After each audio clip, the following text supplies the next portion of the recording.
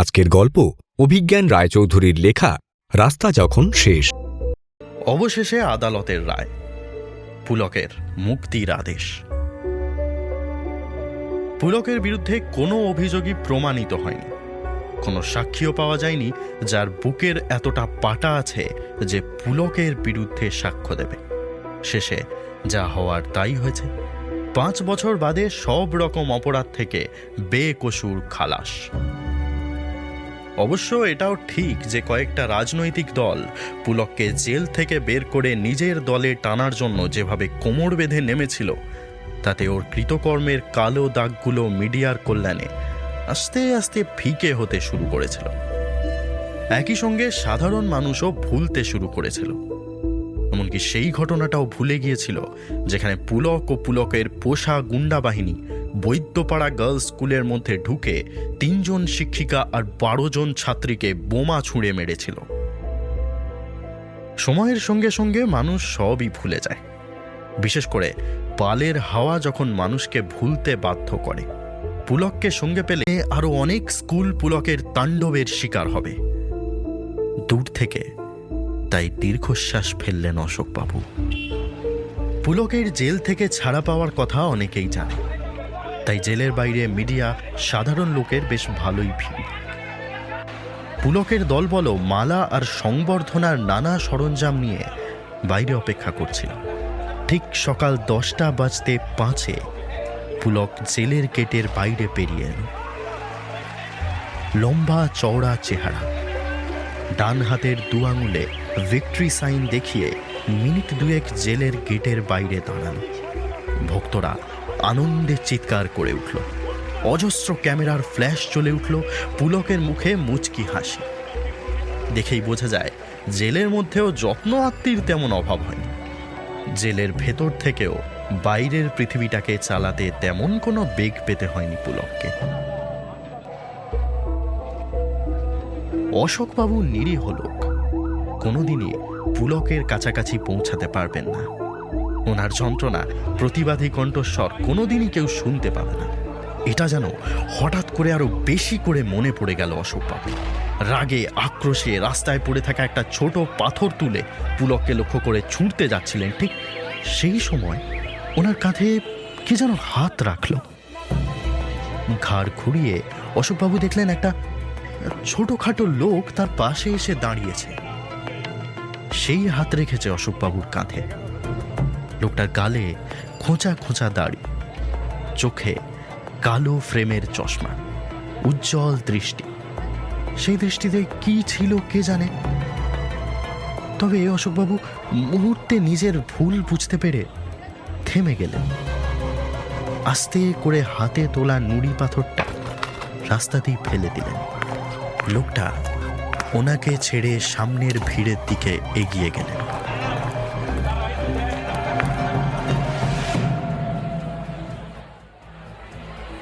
পুলক আর mister Khemka swimming পুলের ধারে বসে ব্যবসা সংক্রান্ত ব্যাপারে আলোচনা করছিল।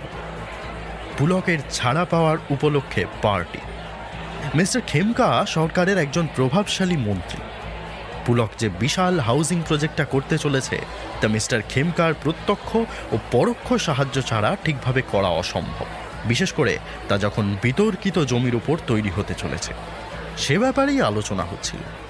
পুলকের ডিনার পার্টিতে শুধু মিস্টার খেমকা নয়, প্রভাবশালী মন্ত্রী, আমলা, তথাকথিত সেলিব্রিটি, মিডিয়া, গুন্ডা সমাজ সবারই প্রতিনিধি আছে।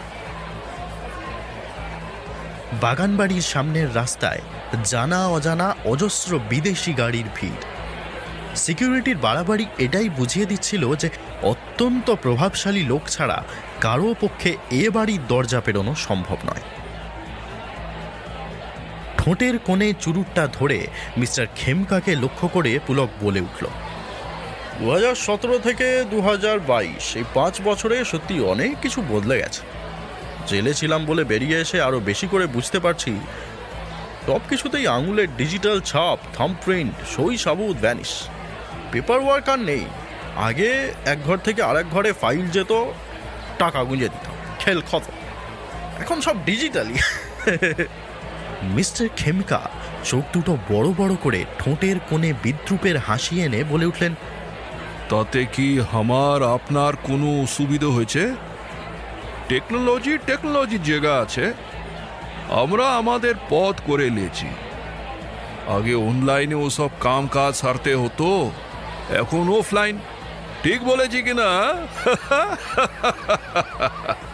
অট্টহাসি করে উঠলেন মিস্টার খেমকা।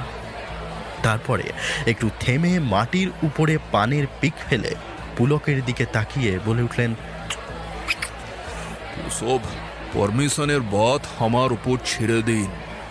2 দিনে সব ডিসপিউট মিটিয়ে ফেলবো। তাছাড়া মিস্টার বাগচিও তো আপনার বন্ধু লোক আছে নাকি? ফাইল পটাপট ক্লিয়ার হয়ে যাবে, 1 মাসের মধ্যে সব গ্রিন সিগন্যাল। একটু থেমে মিস্টার খেমকা বললেন, হ্যাঁ, কিছু লোকাল প্রবলেম আছে, ঝুট ঝামেলা হতে পারে, করতে পারে। তা সে আমার থেকে আপনার ভালো মালুম আছে তাদেরকে কি করে ঠান্ডা করতে হয়। পুলক চুরুটটা মুখ থেকে নামিয়ে মুচকি হেসে মিস্টার খেমকার মন্তব্যে সায় দিল। ও কিছু একটা বলতে যাচ্ছিল, কিন্তু বাধা এলো। ঠিক সেই সময়ই ফোনে একটা মেসেজ ঢুকেছে।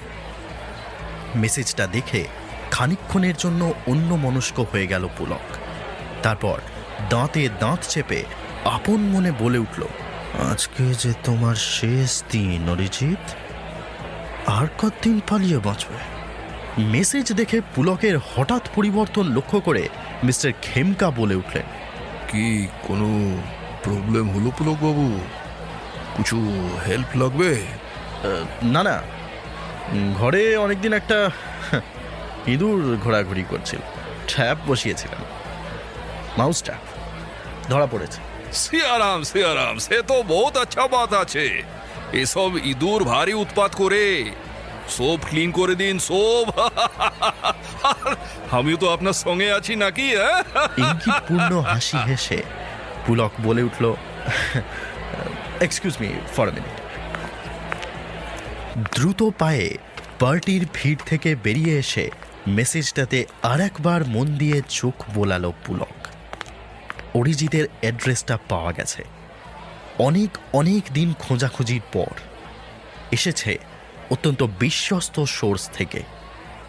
এক মুহূর্ত দেরি করা চলবে না, খুব তাড়াতাড়ি বেরোতে হবে। এই একটা লোকের জেদের জন্য 5 বছর হলো জেলের ঘানি টানতে হয়েছে।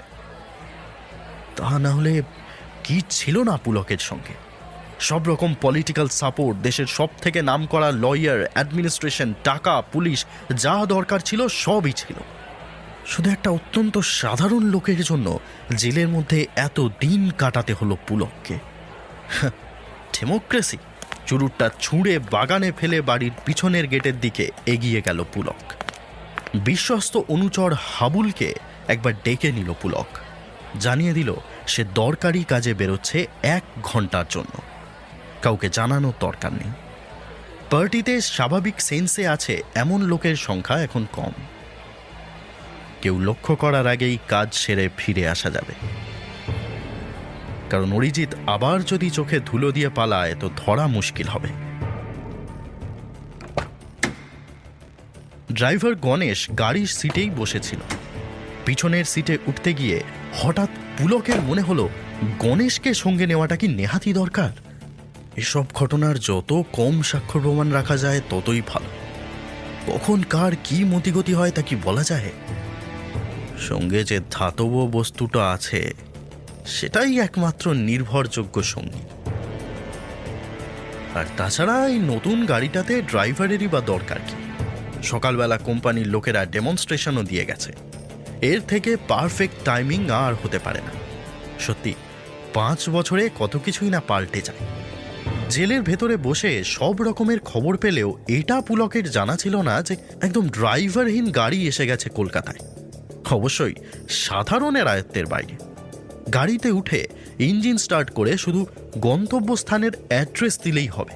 গাড়ি ছুটে চলবে রাস্তার স্পিড লিমিট মিলিয়ে অন্য গাড়ির সঙ্গে নিরাপদ দূরত্ব রেখে। ভাবা যায় গাড়ি চালানোরই দরকার নেই। হঠাৎ করে সামনের গাড়ি দাঁড়িয়ে পড়লেও গাড়ি ঠিক অ্যাক্সিডেন্ট বাঁচিয়ে জায়গা করে নেবে। যে লোকটা গাড়ি দেখাতে এসেছিল তাকে নিয়ে পুলক 3 বার নিজে গাড়ি চালিয়েছে মানে চালকের আসনে বসেছে, এই আর কি। কারণ সত্যিই তো কোনো কাজ নেই। অ্যাড্রেস দিয়ে নিশ্চিন্তে বসে থাকুন, গাড়ি ঠিক নির্দিষ্ট অ্যাড্রেসে গিয়ে তবে দাঁড়াবে। পুরো রাস্তা খুঁজে নেবে স্যাটেলাইট দেখে। কোনো রাস্তায় অসুবিধে যানজট থাকলে অন্য পথ বেছে নেবে। পুলক নানান লোককে চেনে, নানান জায়গায় যায়। গণেশ ড্রাইভার হিসেবে যতই বিশ্বাসী হোক না কেন, ওরও তো চোখ আছে, কান আছে। বলতে গেলে পুলকের যাবতীয় কৃতকর্মের সব থেকে বড় যদি কোনো সাক্ষী থাকে, সে হলো গণেশ। এখন সে আপদকেও বিদায় করা যাবে। মনটা ভারী খুশি হয়ে উঠল পুলকের। গণেশকে গাড়ি থেকে নামতে বলে ড্রাইভার সিটে বসে সামনের মনিটরে সদ্য পাওয়া অ্যাড্রেসটা দিল পুলক। তারপর ইঞ্জিন স্টার্ট করতে গাড়ি নিজে থেকেই আস্তে আস্তে রাস্তায় বেরিয়ে পড়ল। সিগন্যাল দিয়ে মাঝের লেন ধরল। 15 মিনিটের পথ। কলকাতায় থাকার মতো এত বড় বোকামিটা অরিজিৎ যে করবে তা ভাবতে পারেনি পুলক। ওর কি বোঝা উচিত ছিল না যে পুলকের প্রথম টার্গেটই ও হবে? 8 বছর আগেকার একটা কথা। রঘুগ্রামে একটা অনাথ আশ্রম চালাতো একটা স্বেচ্ছাসেবী সংস্থা। স্বপ্ন ছিল সংস্থার নাম। অরিজিৎ ছিল ওই সংস্থার কর্মাধ্যক্ষ। সংস্থার জমিটা নিয়েই গণ্ডগোল। গঙ্গার ধারের ওই জমিটাই দরকার ছিল পুলকের। অবশ্য ওটা ছিল পুরো প্লটটার একটা ছোট অংশ। ভারী সুন্দর জায়গা। ঘুম থেকে উঠে চোখ খুললেই সামনে গঙ্গা। বিজ্ঞাপনের ট্যাগলাইনটা এখনো মনে আছে, গঙ্গা তীরে জমিদারি। সবকিছু ঠিকঠাক চলছিল। গন্ডগোল বাঁধল ওই 10 একর জমিটা নিয়ে। কিছুতেই জায়গাটা ছাড়বে না। বহু পুরনো অনাথ আশ্রম নাকি। তাতে কি হয়েছে? অনাথ আশ্রম গঙ্গার ধারে থাকার কি এমন দরকার? আরে বাবা, অনাথদের আছেটাই বাকি, আর ওই পাশের বৃদ্ধাশ্রমটা, ওটারই বা কি দরকার? তা যাই হোক, অরিজিৎ লোকটার সেই লজিক্যাল সেন্সটাই নেই, টাকার লোভটাও নেই। তাই বাঁকা আঙুলে ঘি তুলতে বাধ্য হলো পুলক। অনাথ আশ্রমে আগুন লাগিয়ে দিতে। বৃদ্ধাশ্রমে অবশ্য সেটা করতে হয়নি। বুড়ো বুড়িগুলো বাক্স প্যাঁটরা ঘরের বাইরে ছুঁড়ে ফেলতেই ব্যাস। লোকাল থানার ওসি মঞ্জুর হোসেন পুলকের দলেই ছিল, তাই কোনো অসুবিধাই হয়নি। পুরো ঘটনাটা অন্যভাবে সাজানো হলো। বাদ সাধল ওই লোকটা, অরিজিৎ। আর তারই জন্য অবশেষে পুলকের মতো একজনকেও জেলে যেতে হলো। ভাবা যায়?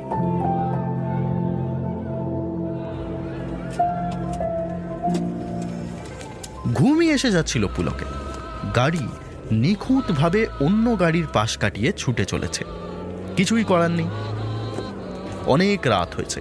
তাই এমনিতেও রাস্তায় গাড়ি খুব কম। রাস্তার দুধারে আলোগুলো ঝিমিয়ে পড়েছে। দোকানপত্তর সব বন্ধ। আচ্ছা, গাড়িটাকে ইচ্ছা মতো থামানো যায় তো? হ্যাঁ, নিশ্চয়ই যায়। লোকটা তো বেশ কয়েকবার দেখিয়েছিল। হ্যাঁ, ড্যাশবোর্ডের ওই কালো নবটা ঘোরালেই অটোমেটিক থেকে ম্যানুয়াল কন্ট্রোল, অর্থাৎ নিজের অধিকারে গাড়িকে নিয়ে আসা যাবে। তারপরে ওই লাল বাটনটা প্রেস করলেই গাড়ি থেকে সব থেকে কাছাকাছি নিরাপদ জায়গা খুঁজে দাঁড়িয়ে যাবে। সত্যি টেকনোলজি কোথায় এগিয়েছে, তাও আবার কলকাতার বুকে। পরে একদিন ইয়ার দোস্তের নিয়ে আবার এ গাড়িতে চড়তে হবে। হাতে গোনা 3-4 জন মাত্র আছে কলকাতার বুকে যারা এরকম গাড়িতে চড়তে পেরেছে। গাড়ি দিতে এসে লোকটা তাই বলছিল। দেখার মতো উজ্জ্বল চোখ লোকটা। ও নাকি ওই কোম্পানির সিনিয়র ইঞ্জিনিয়ার। সাদা শার্ট, লাল টাই পরে এসছিল। আজকাল